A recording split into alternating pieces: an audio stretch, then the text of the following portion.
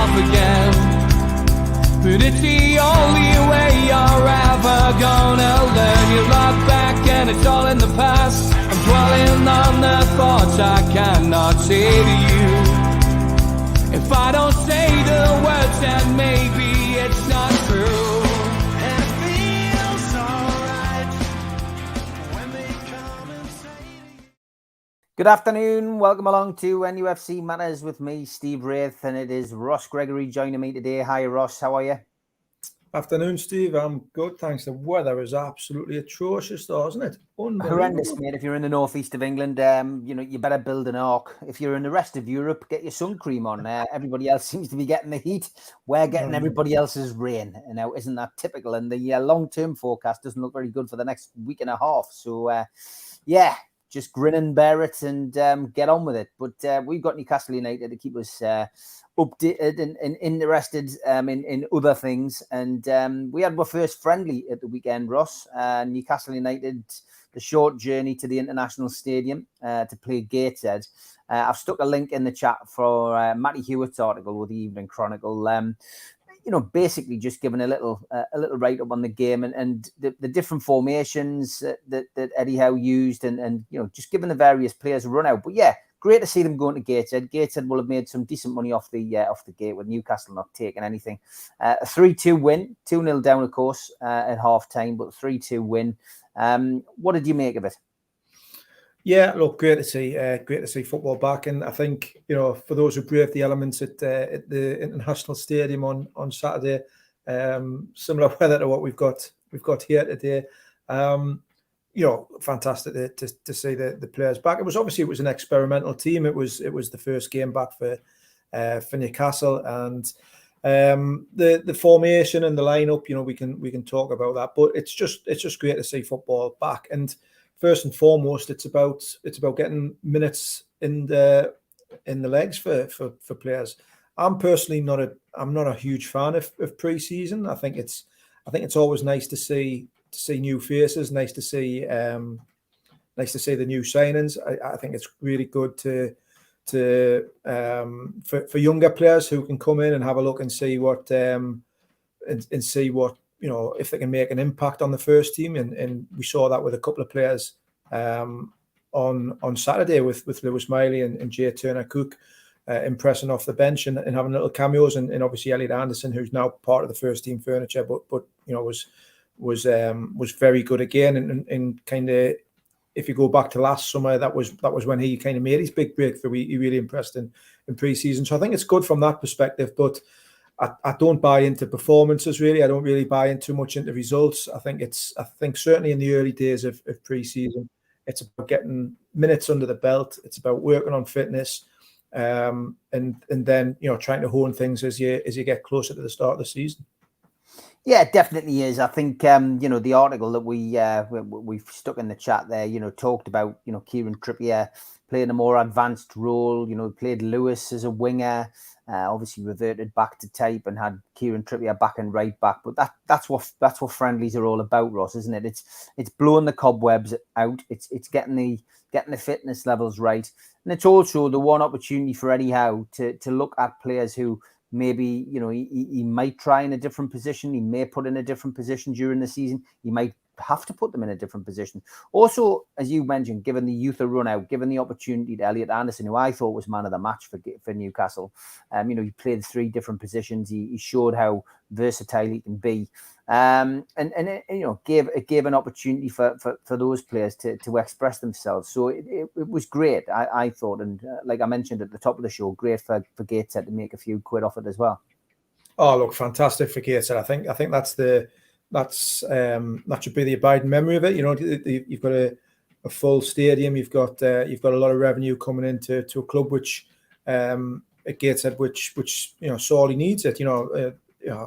I've covered Gateshead back in the distant days of the Gateshead Post and the Howden Post, and covered them when they've been through a lot of financial troubles in the past. They're a fantastic club, Gateshead. They're in a really good, strong position now with a good committee and a good board behind them, and some of the football that they play out on the pitch with Mike Williamson and Ian Watson and the team, the coaching team that are around them. They're in a real good position now. So it was really nice to see Newcastle take a team there, give them a good game. Gateshead more than held their own as well. It wasn't obviously 2-0 up at half time, but for Newcastle, Eddie Howe will have learned a few things. He wasn't particularly happy at half time and let the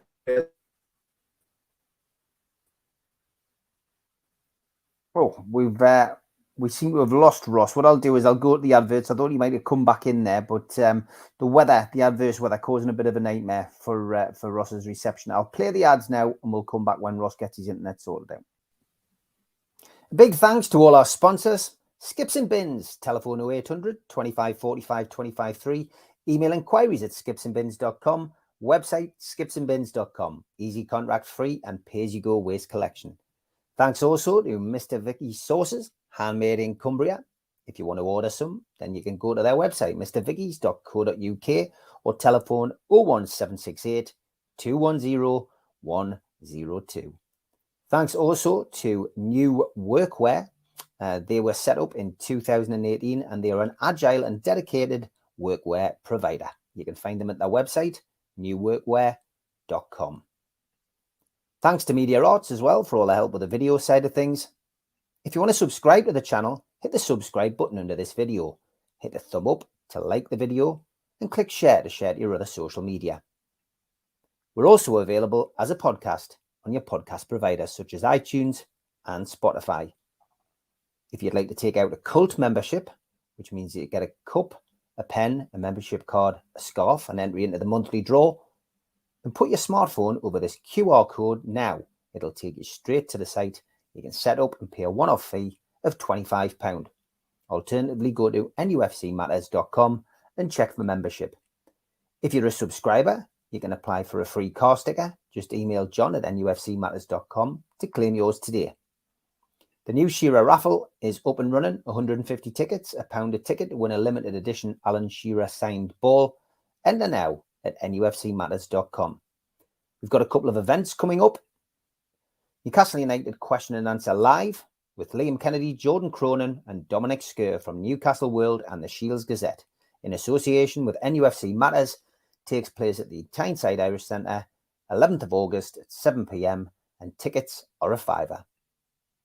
The Christmas event will be with Frank Clark and John Gibson, Thursday, December the 7th at the Tyneside Irish Centre. Tickets are £15 from NUFCmatters.com. And Waddle, Keegan and Beardsley, the class of 84 with special guests, takes place at the Tyne Theatre and Opera House on Westcott Road in Newcastle on Thursday, January the 25th.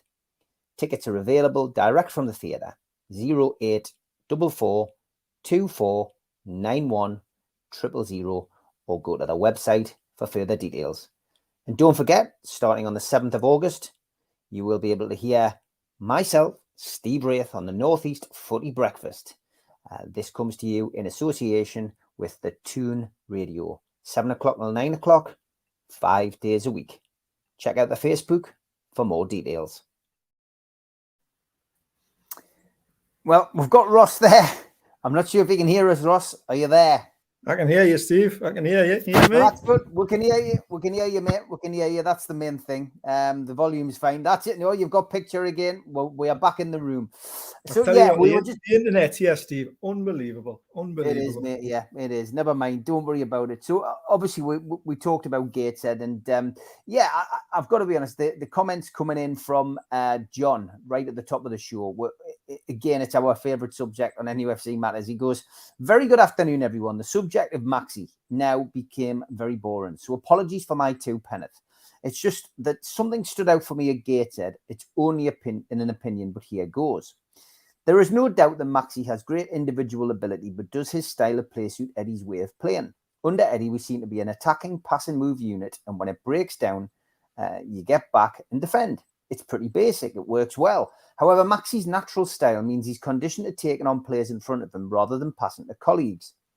Consequently, the fluidity of the team is compromised and performances can drop off, and we might be now past the stage where Eddie can resolve the issue. I realise that not everyone will agree with this, and I fully respect this because there's no doubt the player has ability. Any thoughts?" I did pick out Elliot Anderson as my standout player against Gateshead, Ross. ASM wasn't far behind. I thought he had a decent game. I thought he played well. And I genuinely think, having listened to what Eddie Howe said after the game, that Eddie Howe would like to keep him at the club this season.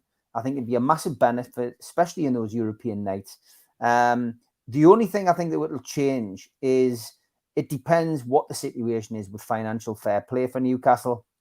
And ultimately, if they feel that there's a player that they want who will improve the team, then they may well use him as a bargaining tool to improve the financial fair play. If they can replace him like for like with somebody who they feel might perform better, score more goals, create more goals, I think we might see ASM leave. But other than that, I think Eddie Howe would like to keep him. What's your thoughts?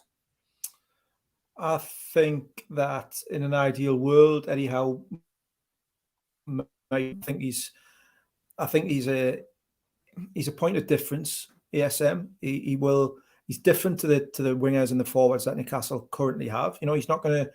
He's a player who can produce a little bit of magic. He can beat a man. We don't have too many players like that who can go and beat 1-2 men in a tight space and create something out of nothing. He is an exciting player. I just don't think he fits in with Eddie Howe's style of play that he wants as his plan A. He's the way that he wants to set the team up and play in from the get-go. I don't think that ASM fits into plan A. I think he's a plan B, and you always need a plan B or a plan C even. I think that is how he will be viewed by Eddie Howe this season. Now, if he stays, I don't expect him to be a regular starter. There's going to be a lot more games, of course there is, with the team. There's going to be more competitions and more opportunities for players. But I don't see him. I see him being an impact sub. I see him being somebody who comes off the bench. I don't see him. This is just my personal opinion, based on what I've seen and what I've heard and what I've listened to and what I've seen. I just don't think he's going to be somebody who will be starting 30 games a season, 35 games a season. To that extent, and because of the restrictions that Newcastle have with FFP and everything else like that, and I've said this consistently, that they're going to have to bring in some money. They're going to have to sell a player or two at some point. And you can sell your Jamal Lascelles and your Carl Darlow's and your Ryan Fraser's and all that, but you're not going to really scratch the surface in terms of big revenue. The only ones that you who are in a position where you might be able to sell them and get some half decent money in, ASM is one of those. I just think that because of that situation and because of the fact that I don't think he is a regular starter for Eddie Howe, I don't think he would trust him enough to be a regular starter. I don't think he would fit in his first choice 11. I think it'll be a case that if the money is good enough, then he'll be on his way this summer. Yeah, Steve, it's a conference team. Why do fans hope a player who's worse than Harvey Barnes? If we sign Barnes, we won't get in the team. I think Barnes would get in the team, James. I've got to be perfectly honest. My opinion, of course, and I'm open to listening to anyone's opinion, but I think Barnes created more and scored more. It's there, it's in black and white in the last couple of seasons than ASM did. However, ASM's a flair player. I think it'd be beneficial in Europe. Keep Maxi, sign Barnes, sign Livramento and another centre midfielder, and we are good to go, in my opinion, says Bruno. Trolls, our resident Maxi fan. We will get max 30 million for ASM, so we won't get someone who is better for that and should have had 4 assists at Gateshead, but let's forget that. Well, I haven't. I picked him out as probably my second favourite player, Trolls, at the weekend. So yeah, you haven't convinced me about Maxi. I'm still a Maxi fan. I just, I do think there'll be better players out there, but our financial fair play is hamstringing us, unfortunately. I thought Maxi's overall team and link play games improved considerably since last season, says XYZ. His ongoing fitness with muscle injuries is the worry. Yeah, again, good point, well made. Maxi was the best player on the pitch at Gateshead, says Bruno. I'd get rid of the others before considering Maxi. Surely there's even some good free agents out there that we could sign to improve this squad, Steve.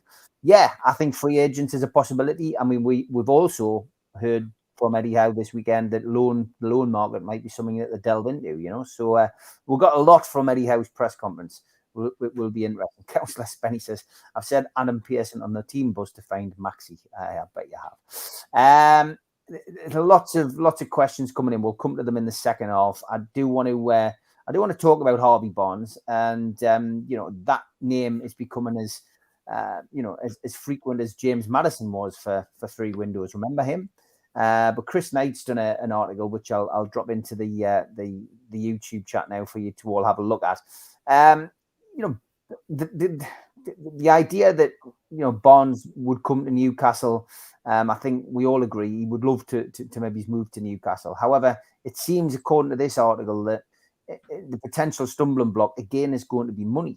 Matching the asking price, which again, these things get drawn out in time, and I think a lot of us feel, Ross, that the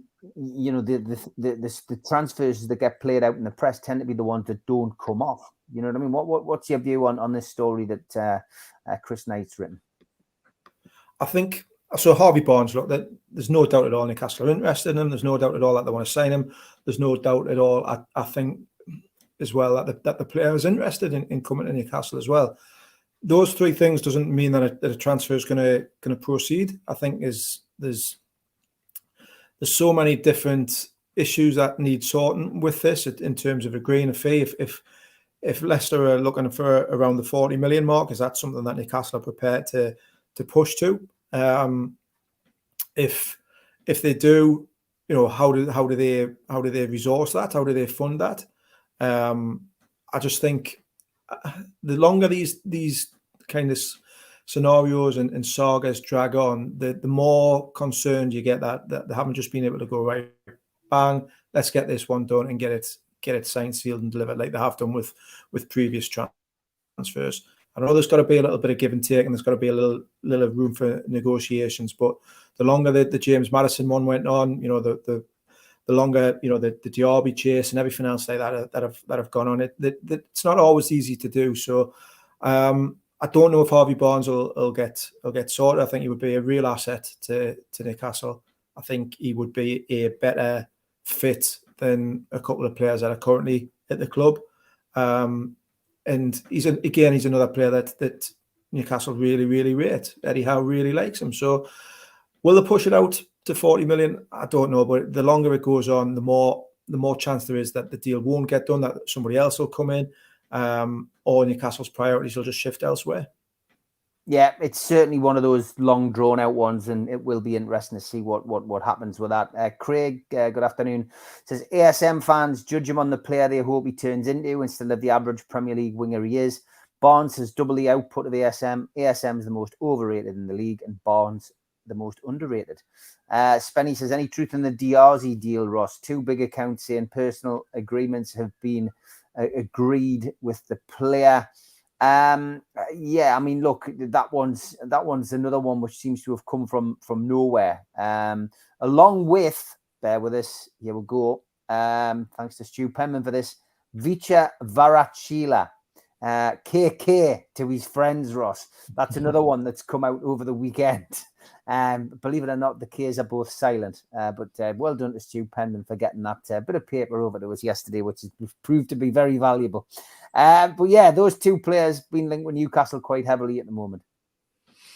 Yeah, I mean, how did you pronounce it? I don't know. KK, let's just call him for the time being. There you go, Vicha Varachila.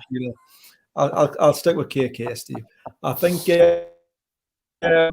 that, look, again, a very, very exciting player, but Napoli aren't going to let him go for anything, anything remotely near what I would expect Newcastle to be able to fund. I think there's a lot of money and there's a lot of competition for a player his standard and his quality.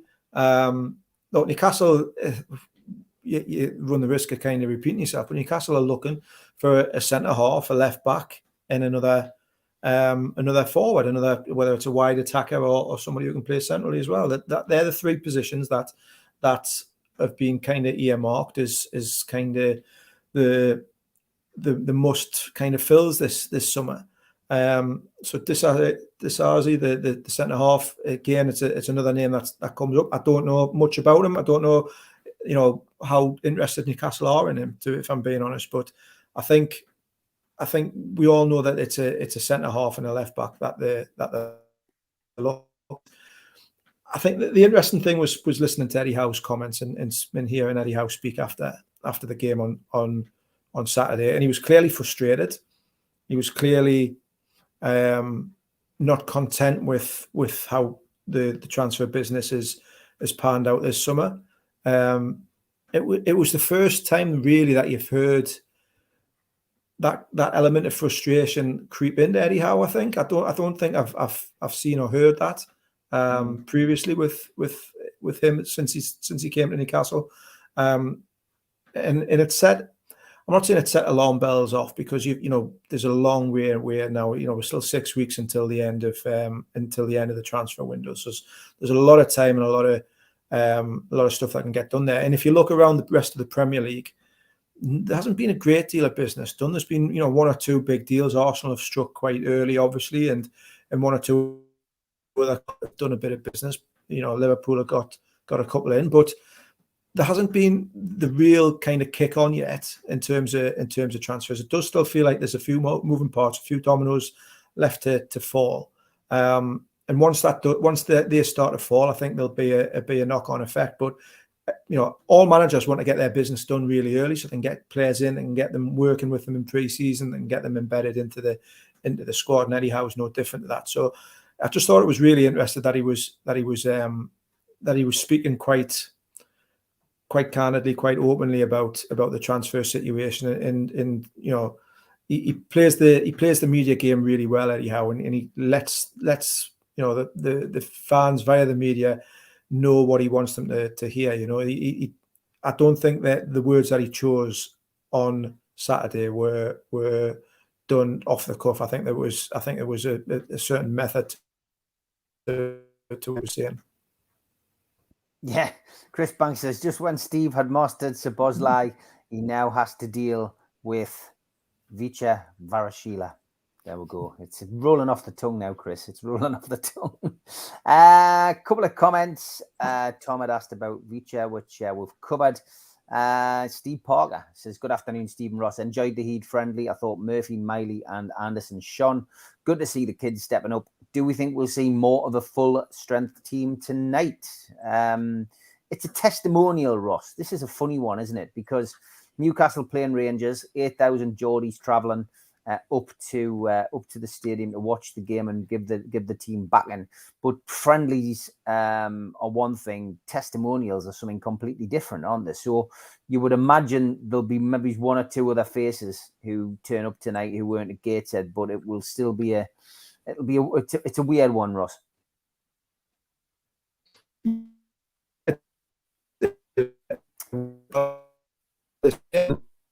Lost you again, Ross. Lost you again. The internet's a little bit dodgy, mate. It's a little bit dodgy. What I'll do. Yeah, I can see him smiling, trying to get his position there. Ross, are you back with us?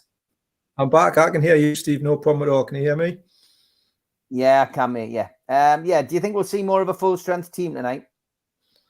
I think there'll be one or two extra players playing. I do think there'll be a slight change. I think at this part of the season, though, it's all just, as I said before, about getting minutes under the belt. I don't think that you'll be seeing players playing, you know, too many players playing 90 minutes. You've got to try and get them through pre-season. It's not about getting you hitting your full fitness tonight or hitting your full fitness next week.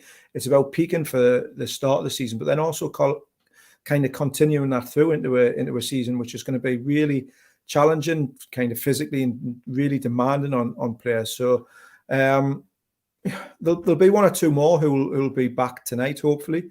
But I would expect it to be possibly a kind of similar strategy in terms of, you know, the minutes that players get and blooding a fair few younger players as well, and players like, you know, your Lewis Mileys and your Turner Cooks as well. They'll probably get a few more minutes as well tonight. Yeah, a bird has just landed on Ross's coat hanger area. The stream is like something from the 1970s. No offense, lads. Yeah, you've got no idea how bad the weather is on Tyneside. Those of you who are abroad, you're very lucky. The weather is horrendous today, and it does unfortunately affect the substandard internet that people in the Northeast are provided with. We could mention all of the internet providers because I think they're all as bad as each other. Ian, good afternoon. He says, I think we should keep ASM. If we can't get at least 40 million for him, he's not replaceable for less. Also agree, Maxi played well at the Heed. Chris O'Neill says, no one knows how much we've got to spend. We're all guessing. The board could be projecting future sponsorship in the pipeline. All these people, all these players we're supposed to have missed out on, we have never bid for. Good point, Chris. Les, good afternoon. Selling the likes of Fraser, Hayden, Hendrick et al.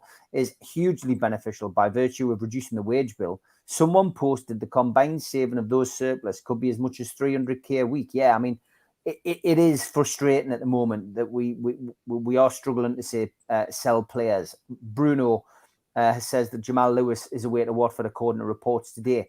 We need to get a lot of these people off the wage bill, Ross. It'll certainly help the financial fair play issue that we've got.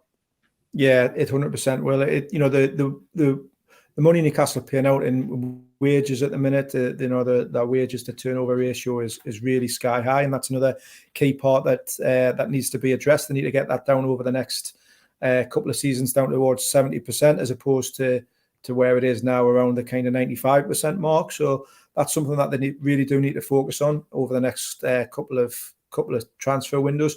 It kind of, bringing the wage bill down as well as increasing the commercial revenue and the revenue that comes into the club will be crucial. But yeah, you've got a lot of players there who are costing the club a very, very significant chunk of money just monthly on their wage bill.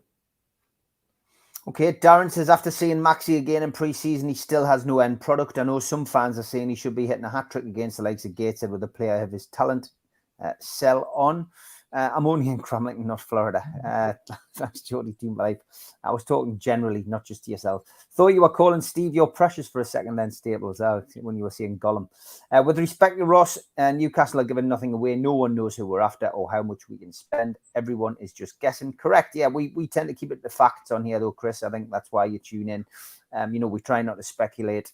We try to give you an honest opinion, but we certainly don't say that it's based on anything substantial. Godfather says, evening, guys.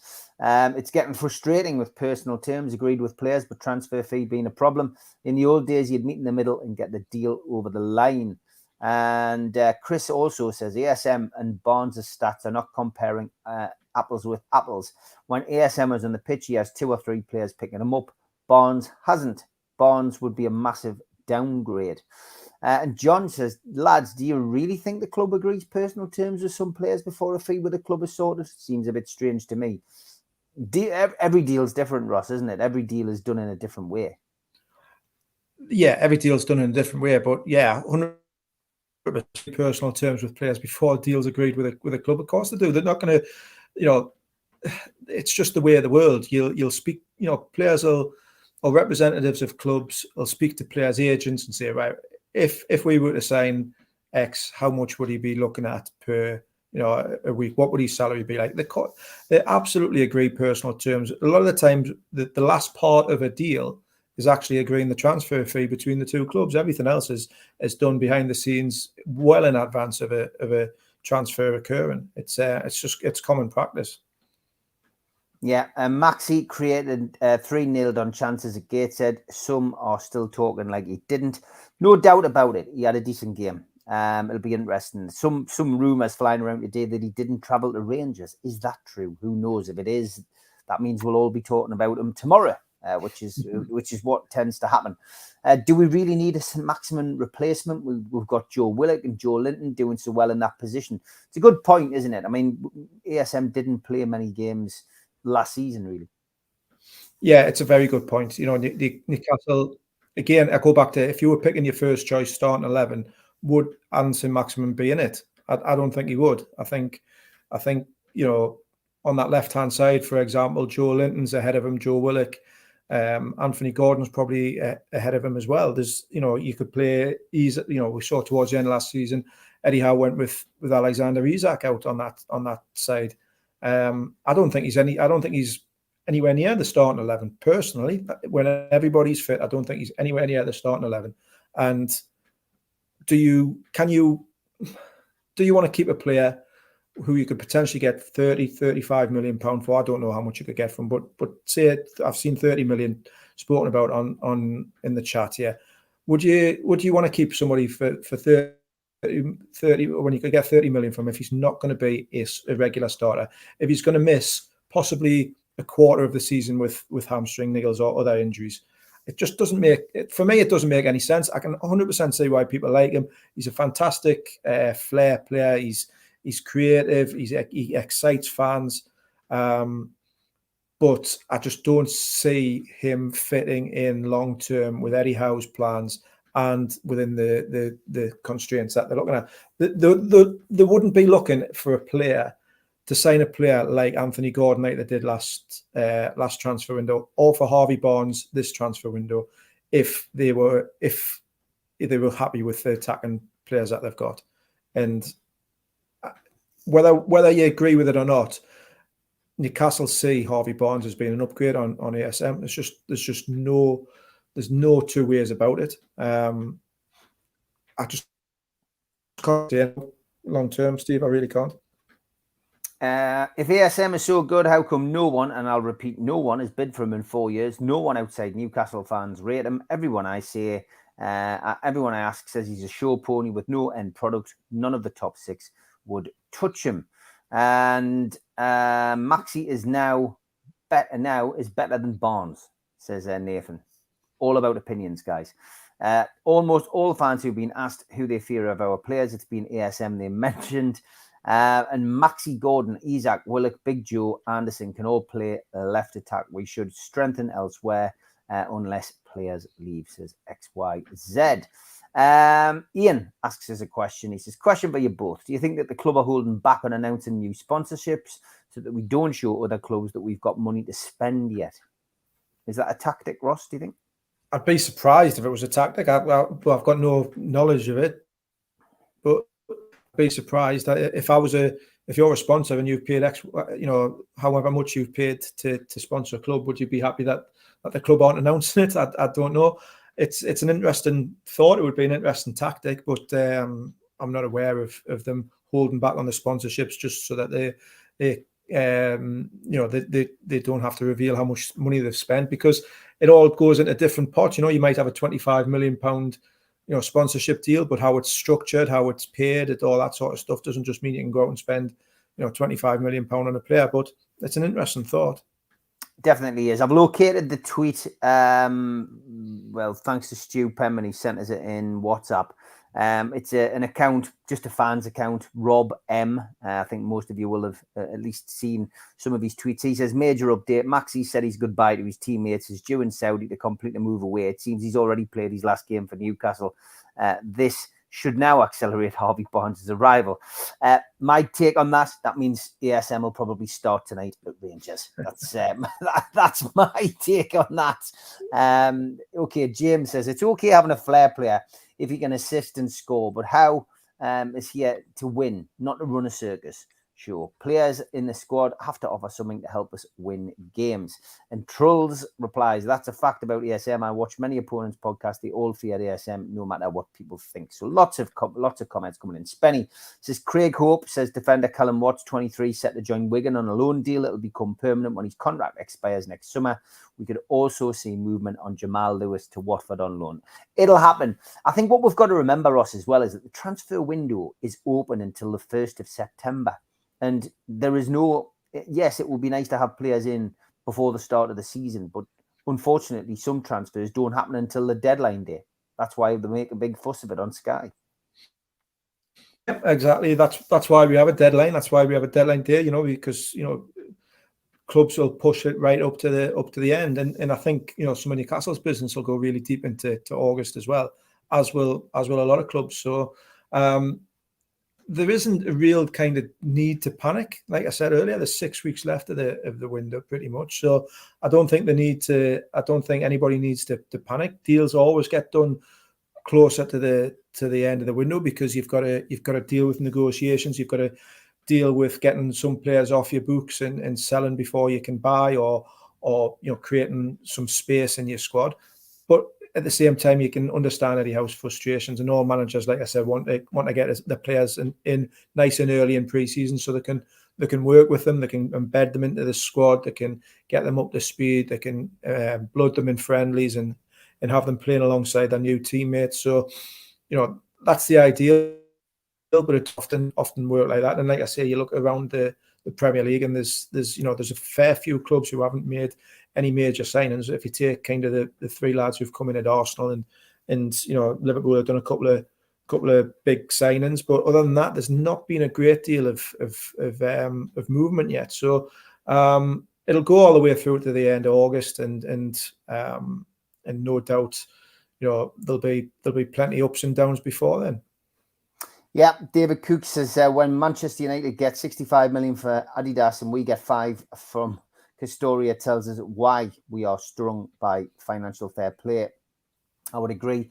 It seems strange to me that we've had so many sponsors come in, considering how this is a key focus of the club. A few, I think you meant there, so few new sponsors. Yeah, that's right. I got no doubt that the team that we've got behind the scenes will bring in new sponsors. It will happen. I think Neves went to Saudi for 55 million, Steve. I think it'll be the same price. Spenny James says, Steve, question: the highest winger in the Premier is Rashford. Second is Harvey Barnes. Harvey Barnes is the highest goal and assist winger in the Premier in the last 4 years. Where's the debate? He wins. There's no debate for me. I think Barnes has, proved it with his stats. Certainly, I agree. Roger says, any news on Darren Kowal, not seen in training picks or included in the friendly squad? I covered this yesterday, Ross, but ultimately, I think he will be going back out on loan. I think Eddie Howe announced that at the back end of last season. Yeah, that's my understanding as well, Steve. I think he'll go back out on loan. He needs another loan spell in somewhere where he's going to play a little bit more regularly. I think Newcastle have brought in a couple of 3 or 4 young players, and they're not ready for the first team yet. They've got a kind of an experience European football and experience first team football elsewhere. And some of these players, if we're being honest, some of these players will not make it at Newcastle United. Not every signing that they bring in will prove to be a hit. And when you're signing young players, there's an element of risk about it. There's an element of taking a bit of a punt, a bit of a gamble. It's an educated gamble. It's somebody that they've done their homework and scouted and think that this could be a real asset for Newcastle. But not every player will make it. So we hope Garang Kual is one of those who does make it, but he will need to get his experience elsewhere because he's not ready yet for Newcastle's first team. Barnes would be a great acquisition, says John. I would agree. XYZ says Ashley must have took backhanders to sell our sponsorships for such a pittance. I wouldn't even say it was backhanders, XYZ. I would say he just did a few deals to suit himself, which is what he did for 14 years. And I think, sadly, some of the stuff that he saddled us with is long term. I mean, Castoria, we can't get rid of them until, is it 2026? Lots of rumours flying around about, potentially selling the club crest, etc., which are all unsubstantiated. But there's lots of rumours flying around. One of the stories that I heard was that it's people say, well, why don't PIF and the other owners buy Castoria out of the contract? But they can't do it. It's clearly a deal which there is something tied into the back of that deal, which means that they could buy it out for X amount of money, but they would be in a situation where then there would probably be a percentage of sales, maybe, for example, go towards the person who sold the contract. These deals that have been done were done for the benefit of Ashley. I'm convinced of that, and it's sad, but we just got to get on with it, and the owners will have known about this. So backhanders, no. Legitimate deals which are benefiting the previous owner, I would imagine, yes. Would like Maxi to stay and knuckle down this year, John. I think I'm in the same group. Question for Ross: is Dubravka back in training with the lads, or is he missing in action? Have you heard anything about Dubravka? Not. No, he hasn't. He hasn't come back yet. Whether or what? Sorry, Steve. Yeah. No, your internet was playing up a little bit there, but we've got you back. So yeah, you haven't heard anything about Dubravka, which answers the question. Yeah, I'm excited by Lewis Miley. Stevie looks a good player. Yeah, he's not back in training, Dubravka, and Newcastle will look to sell a goalkeeper this summer. So whether that's Dubravka, we'll just have to wait and see. Yeah, could be Darlow as well. I'm excited by Lewis Miley. Stevie looks a player. Bruno, I would agree. Troll says, when are we selling Dubs, who made the choice by going to Man United? I want him out ASAP. I'm not sure we'll sell him. I think we'll sell Darlow, but we have given Karius a contract, so that will be interesting. Roger says, do you think we'll start the season without Pope? If not, with no Dubravka back, seems risky having Karius in goal for a difficult start in August. I think Nick Pope will be fit. There's just talk of him potentially not going across to America. By all accounts, he stayed fit. It's just they don't want to damage the finger they've just repaired, Ross. Yeah, I think he'll be fit for the start of the season. And is it a risk having Karius in goal? You've got to have a number two. There's no point having signing a number two on if you're not prepared to play him at some point. I think Karius will get some more minutes in pre-season, a lot more minutes in pre-season, and hopefully stake his claim. But Nick Pope's your number one, and I'm sure he'll be fit for the start of the season.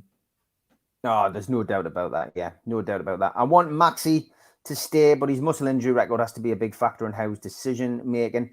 James says, here's the fact, Steve. If Newcastle signed KK, most fans will forget Saint. It shows how fans just love names. Remember, we got Saint from Nice. He did nothing there. Shane Ross was telling us the next signing when his internet played up. Can't pronounce your name, sorry, but push young players, increase. Gordon number 9, okay, good. Thank you for your comment. James also says, it's okay having a flair player if he can assist and score, but how? I'd hear, we did that one earlier. Sorry about that. How do we feel, says XYZ, about St. James's Park naming rights? If it's good money, I'm up for it. How do you feel about that, Ross? Not a fan. Not a fan at all. And I think I've written a piece on it a while back or said, certainly been quoted on it, but I'm not a fan of naming rights. I'm a traditionalist, and I understand that you can bring in a certain amount of revenue, and I know it could be, I don't know, St. James's Park in association with Ladbrokes or whoever it is. Do you know what I mean? It could be you can retain that St. James's Park name within a naming rights, but I think for a club of Newcastle's history and stature, I would hate to see the current stadium sold, the name of it sold. That we've obviously been down this road slightly before with the Sports Direct Arena, which was a different proposition. It almost felt that wasn't done from a financial perspective. It was done almost as a two fingers to Newcastle fans as much as anything else. But if Newcastle were to move to a purpose-built new ground, then I would have no problem at all with it being called the Emirates or the Etihad or whatever. But I'm personally against. I'd be disappointed if St. James's Park the name to St. James's Park was sold. But let's be honest, it's money talks these days, and it wouldn't be the first stadium to have been rebranded or renamed, and it certainly won't be the last. But not for me, Steve. Not for me at all. I don't know what your thoughts are on it. To be honest, if it brings us money in and helps us with financial fair play, then I'm all up for it. I think you could still keep it at St. James's Park. I think just communicating with the fans is the key. If it was Adidas at St. James's Park, just picking a name out the sky, but Rolls Royce at St. James's Park, they're Saudi owned, I believe. So, if it was something like that, I don't think there'd be a problem. I think as long as there's communication with the fans and just giving them the opportunity to have their opinion. But anything that brings money in and helps the financial fair play mess we're in, I think is massively beneficial. I've stuck a link in the chat to an article by Kieran Kelly about the PIF exciting venture after transfers add a new dimension. And this is following on from the conversation that Howe had with journalists after the Gateshead game, where he spoke about the relaunch of the Saudi Pro League. What's your views on that, and what we're seeing happen in Saudi with regards to players going out there? I mean, it caused a little bit of merriment amongst those on Twitter when the likes of Gerrard are going across there. You know, a lot of people who've been outspoken on Saudi involvement in the Premier League, and then, you know, some of these players are going out across to take the Saudi money and play or manage in that league. So what's your views on you know, the emergence of this Saudi league? I'll be honest, I've not given it a huge amount of thought or I've not looked into it in too much detail, which, you know, I will do in future weeks, certainly. But it's interesting on 2 or 3 levels, purely from what the bits that I have looked at. I think there's obviously a real kind of desire and drive from the Saudi state to improve their own football league there and drive numbers and acquisitions there. It reminds, in the profile obviously, but it reminds us a little bit of what we saw with China, you know, probably a best part of a decade ago or 68 years ago, when they started signing, you know, players on big money, and ultimately it didn't work out. Now I think that it's a slightly different situation to what we saw in China, but it's certainly shifted the landscape a little bit, Steve. I think it's created a different dimension to football transfers. You know, Chelsea have certainly benefited. They've been able to get a lot of their players off their books for big money. You know, Newcastle and other clubs might benefit ultimately by selling players to Saudi Arabia as well. No player for me, though, is going there for anything other than financial reasons. You know, you can talk about the football project or the experience or this, that, or the other, but there's only one reason why people are going there. It's only one reason why Steven Gerrard's going there, why other players and other coaches and all other managers are going there. They're going there for financial reasons. I don't care what anybody else says about it. That's the only reason that it is. And ultimately money talks, and you might see more and more players kind of going there. The big one for me going was Ruben Neves, player right at the kind of early part of his career, only 24, 25. You know, not like a Ronaldo or a Benzema who are going in their late 30s, mid to late 30s, or you know, whose better days are behind him. He still had his full career ahead of him. You know, could have gone to somewhere like Barcelona or big Champions League clubs. And for him to choose that avenue was a bit of an eye opener. And you can argue that the money on offer and everything is very difficult to turn down. And would anybody on this, you know, watching this show, or would you or I turn that kind of finances and that money down? You know, I don't know. Until you offered it, you can never kind of say it, can you? It's all right to say, oh yeah, well I wouldn't do it. I've got my standards or my morals, or I wouldn't want to go and live there, or this, that, and the other. But until you're offered those kind of life-changing amounts, then it's very difficult to put yourself in those shoes. But it's one to watch. I don't know if it'll ultimately become a real kind of contender to take, you know, the crown of the Premier League in terms, or compete with the Champions League and the big European leagues. But it certainly caused a bit of a ruffle amongst European and Premier League teams. So one to watch, Steve, and like I say, I'll probably dig into it a little bit more and have a bit of a better read, but I've not paid it too much attention at the minute. Yeah, John says you can name the Stadium of Light for 250 million. How about 50 million a season for NUFC matters at St James's Park? Yeah, I'm sure. John, will you put that in? There's nothing wrong with the example, the Amazon St James's Park, in my opinion, says Chris. Any indication on the release date for the Amazon documentary? I've not heard anything yet, but as soon as we know, we will let you know. Fans won't stop calling it St James's Park. Get the money in the transfer kitty. And Trull says, as long as it has St James's Park in the name, I'm all for it. Either way, at some point, if we don't change the name, we're going to have to move to an 80,000 stadium. Steve, the naming rights give 40 million plus training sponsors, 10 million and new training ground, says James. Financial fair play, naming rights is a great way to boost spending capability. It's not like under Ashley where the money was for Ashley and it'll still be at St James's too. Us, says John. John and Keith have got plenty of money. Get it sponsored, lad, says Spenny. James says, question, Steve. I know financial fair play halts us, but with the Champions League, we can grow that financial side through commercials. So much going through the later stages will take players to grow spendings. That's the whole point, isn't it, Ross? Really, what James is saying, that we really do need, another good season. Newcastle finishing in the top 4 or 5 and qualifying for Champions League this season and not winning a trophy would still be progress. And that means that, again, revenue increases back in the Champions League again. Newcastle would become a more dominant force, and it is going to take time. It's a plan. It's a long-term plan.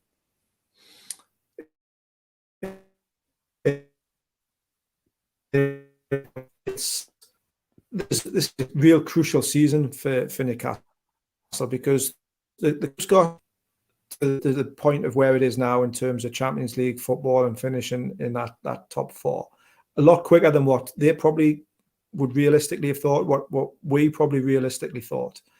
And consolidating that now is the tricky part, because are Chelsea going to have as poor a season as what they've just had? I very much doubt it. Are Liverpool going to miss out on the top 4 again? You'd be surprised. Spurs are going to strengthen. All these clubs who've missed out are now going to be chasing Newcastle. Everybody's looking to improve, and that's before you even start talking about your Aston Villas and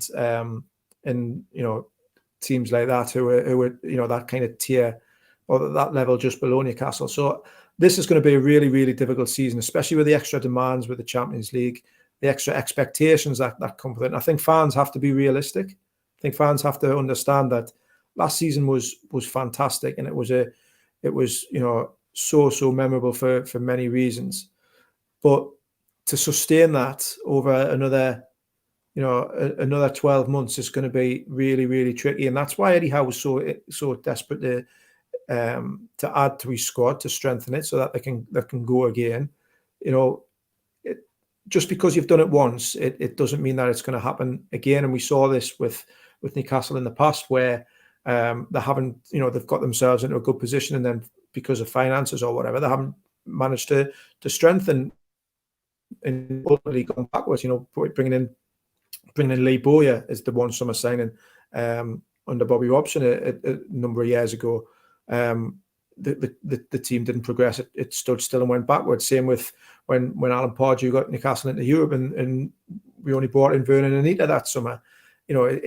Other clubs will be strengthening and pushing on. So it's really important. It's a really difficult season for Newcastle, and I think finishing in the top 6 this season would be an incredible achievement again from where the club's at, with all the extra challenges and extra demands that go with it. So will they get in the top 4 again? I think it'd be difficult, but we all keep our fingers crossed for another memorable season.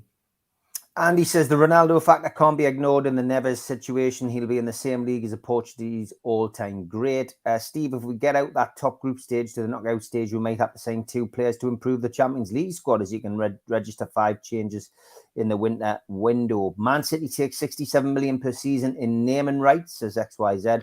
And no, Steve, going far in the Champions League earns a lot more money than the Premier, Steve. The Premier winners get 40 million. Champions League winners get 300 million. It's why City can spend big. I didn't know Ross could speak so many languages with his internet playing up. And I'm just going to stick this little link in the chat as well from Ross, which is a piece he did about the naming rights. So you can read that at your leisure. If we finish 5th next season, does it mean we qualify for the Champions League? John, I believe it does. That is definitely going to be a rule change. With our inevitable signings, we will be top 4 again. My prediction is second time will tell, says John, who's very optimistic. Ross, do you not think these teams you mentioned will not be thinking Newcastle will improve, says Chris. It's an interesting one.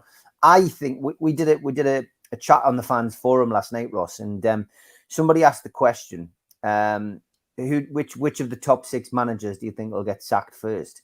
And it was an overriding response was Postecoglou at Spurs. Everyone felt he would get sacked. I think they were, up until we came on air, they were losing 3-2 against West Ham in a pre-season friendly.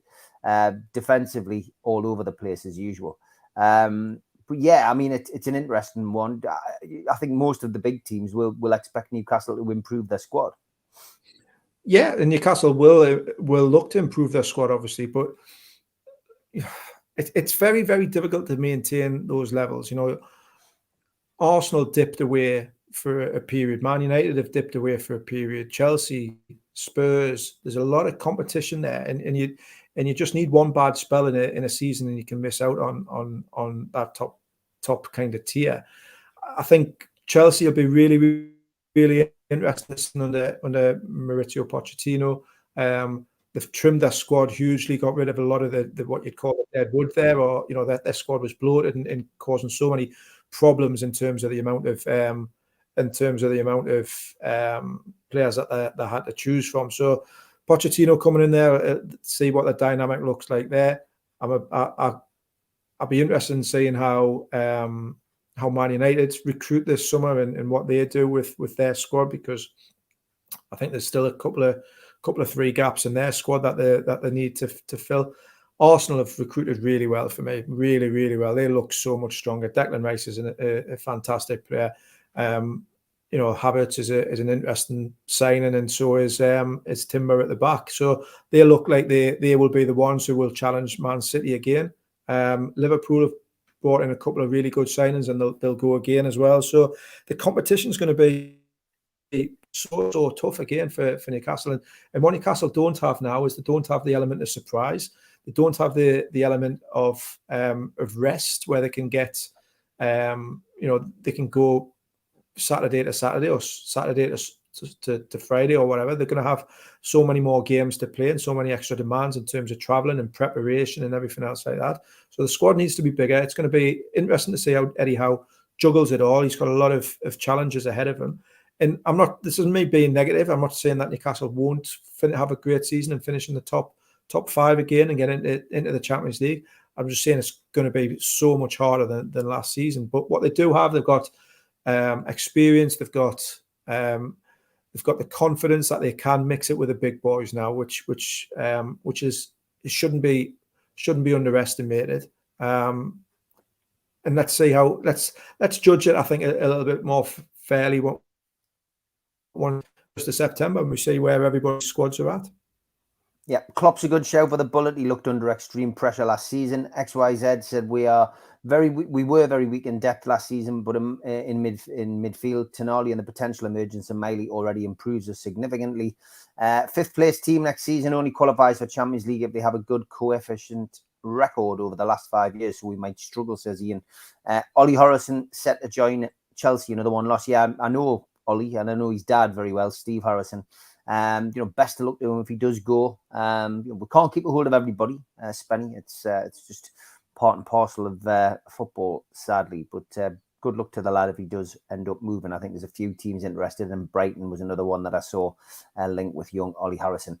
We got there in the end, Ross, with the internet. The rain stopped. The rain stopped. That's what it is. Hasn't been the best of days for the internet, but we got there in the end, I think, and it didn't spoil people's enjoyment. Thanks to everybody watching. It's great to have 250 plus watching in an afternoon. It never ceases to amaze me, and we never take it for granted. So thanks everybody for tuning in. Ross, look forward to seeing you next week, mate. Quick prediction for tonight's game. Lots of changes, lots of minutes played, lots of people getting extremely drunk around Glasgow and having a good time, mate.